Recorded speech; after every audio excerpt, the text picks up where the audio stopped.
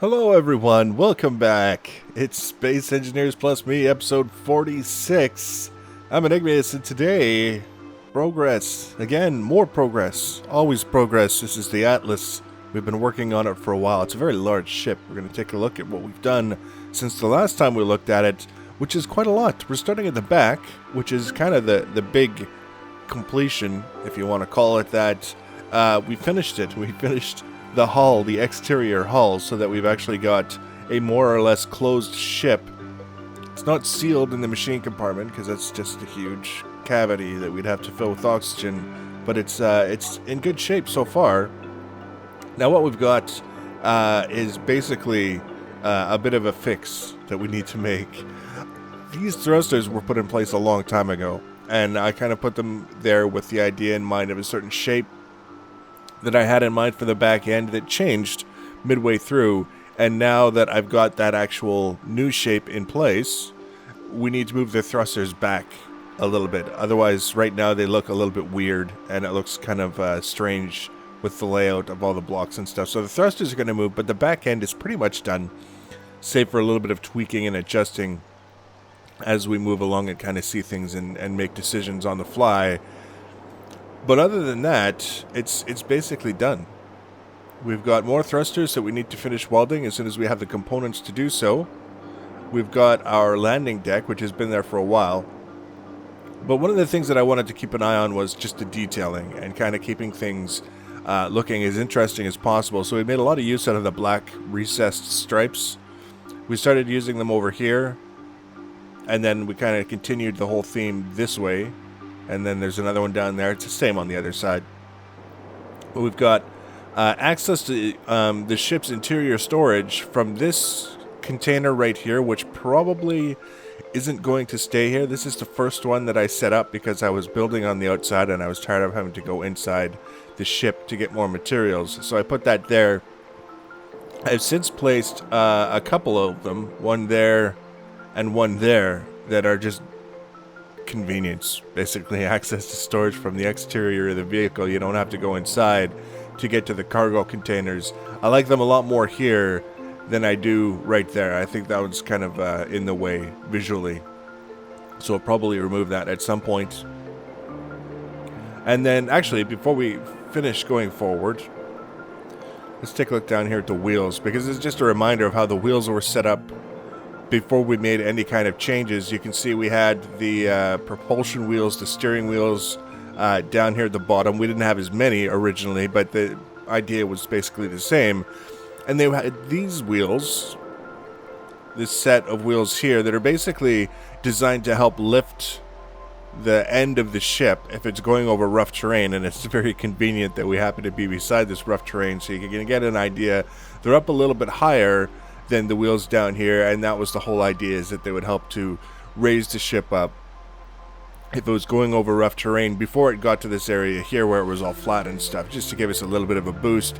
And we have these wheels here that were intended as bumpers, so if we hit some terrain like this and we were going at speed, these wheels would be the first things to take the impact, and the suspensions would absorb that impact and then kind of help lift the vehicle again along with these wheels, and hopefully avoid damaging the end of the vehicle, the actual hull that we would have to repair and replace blocks for, just by being there and absorbing the impact. And you can see the suspension is actually set up sideways to how it would normally be if these were regular drive wheels. The difficulty with the kind of setup like this is when you start going at speed and when the vehicle is very, very heavy, these wheels aren't going to do a hell of a lot, unfortunately. They may seem like a good idea at the time, but in reality, they're not going to be as functional as we would hope that they would be. And these wheels down here, good idea, but we needed more of them. So we needed to make some changes to the layout of the wheels, and we obviously haven't made those changes on the back end yet, but on the front end, you'll be able to see we have in fact made a number of changes. First of all, here are the lift wheels, and we've doubled them up like we did with the rest of them in the drive wheel section. So now we've got 4 instead of 2. They still have to be tuned. All of these wheels still have to be tuned. But we made the necessary changes to get them where we wanted them to be. We've got twice as many of them to help accommodate the extra weight. And then up front here, we got rid of the bumper wheels right up top with the sideways suspensions, and we put some more lift wheels with normal suspensions so that we should hopefully be able to better navigate rough terrain without relying on bumpers and things like that. It required some adjustments to the hull in order for us to accommodate the extra wheels. But overall, I think it turned out fairly well.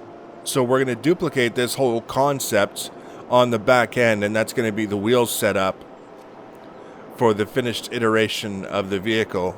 I guess you could say that. Actually, we shouldn't say the finished iteration because it could still change between now and the time we actually retire the vehicle from service, whenever that might be. But you get the whole idea. So now the other change that we made is we finished tuning all of the sensors and the doors so that we can get around inside the ship with doors that open and close automatically. As you can see, we come up here, door opens, door closes, door opens, door closes. It's a very simple setup. For those of you who aren't aware, the sensors have two actions. There's an action for when something comes into range, and there's an action for when something leaves range. So when you set it up, the easiest way to do it is set it up so that when something comes into range, it opens the door, and when it comes out of range, it closes the door. And that way you avoid the need for timers and all those other things. It works very fluidly, it makes a lot of sense, and it's a lot more convenient than having to click on these little control panels every time you want to open a door to pass through. So there's that. Coming up into the bridge, hasn't changed much. I was originally going to change the interior of this, kind of get a different color scheme going, but when I realized how much effort it was going to be, we're just going to keep this. And the next ship that we make is going to use the color scheme that I had planned on using for this room, so that's going to be the balancing element. Here's another example. Doors that we fixed.